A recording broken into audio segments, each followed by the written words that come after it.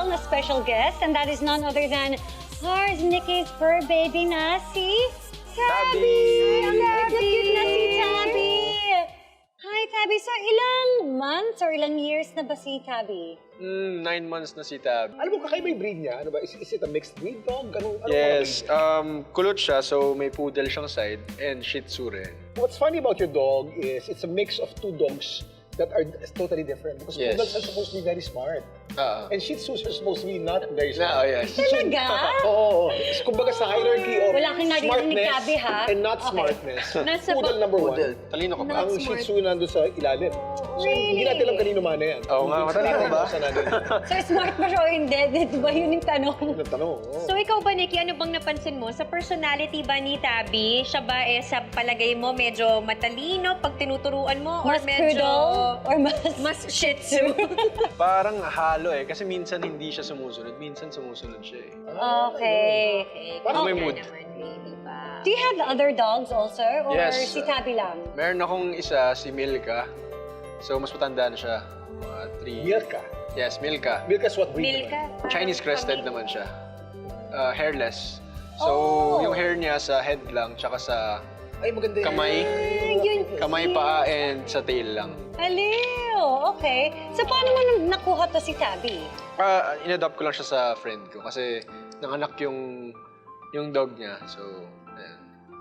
Ano ba? Actually, that's what I want to know. When you decide to adopt or buy a fur baby, ano yung mga signs na inaantay mo bago mo maisip na, okay, ito siya. Ito yung gusto ko. Ano eh, nasa gut feel siya usually eh. Nasa loob mo siya. Parang magaan yung loob mo sa kanya. Tsaka siya yung parang gusto niyang lumapit sa'yo. Tama. Ganon. Ang gusto mo yung mga submissive. Okay. Yung malapit sa'yo, titihaya, alam mo yun?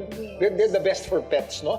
But if you want a working dog, gusto mo ng isang police dog, you get an alpha, You that's get the fine. alpha. Yeah, depende. So, guard dog ang gusto mo. Guard dog gusto mo, get an alpha. Mga ganyan.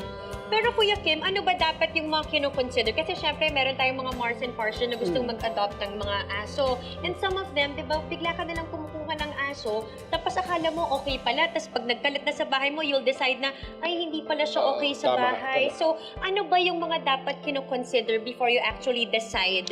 Actually, there's no such thing as a bad dog. There are only bad owners. If you're able to make your dog stay like that, magandang training mo sa kanya. Ang cute Kasi normally, niya. pagka hindi trained yung aso na yan, pag binitawan mong ganyan, tatakbo yan. Yes. Yun yung mga skittish na aso na ayaw mong alagaan. Right. Galing! How did you train that dog to be like that? Wala na. Actually, hindi naman. Talagang lumalapit siya sa akin. Whenever kahit sa bahay ako, sa akin siya lumalapit more than kesa sa mga kapatid ko. Or, Clingy lang siya sa'yo sa akin. talaga. Actually, because it's a Shih Tzu. Shih Tzus are like that. Eh. The main joy of a Shih Tzu is to just be with the owner. Ayun. Talagang lumapit lang sa'yo. Pero binibihisan mo siya, no? Talagang gusto mo siyang bihisan ng ganyan. Not really. Lumabas lang kasi. First time niyang lumabas. First time niya na. Kaya, First time niya mag-TV? Ganun yes, ba? first time niya. Okay, so ano bang mga needs ng isang Shih Tzu Poodle? Lambing din eh. Malambing kasi ito eh. Kailangan niya ng... Kasi, na-compare ko nga, yung isang dog ko, si Milka, is malambing rin. Pero kapag nilalambing ko si Milka, magagalit to. So, Shih Tzus are talagang that's my... bonded sa owner I niya. have a question din. Paano ko siya matatame whenever binibigyan ko ng lambing si Milka or binibigyan ko ng food? Yung Si Milka? Nagagalit siya. So, nagagalit siya. Isabay mo. Isabay ko sa Isabay mo. buhay. Kung bibigyan mo yung isa, bigyan mo rin yung isa. O But, kaya, kung binigyan mo ng food yung isa, at nakita magsiselo siya, don't punish the other one, but give him affection also. Doesn't have to be food. Pansinin mo. Para alam niya na, ma-reinforce yung good behavior niya.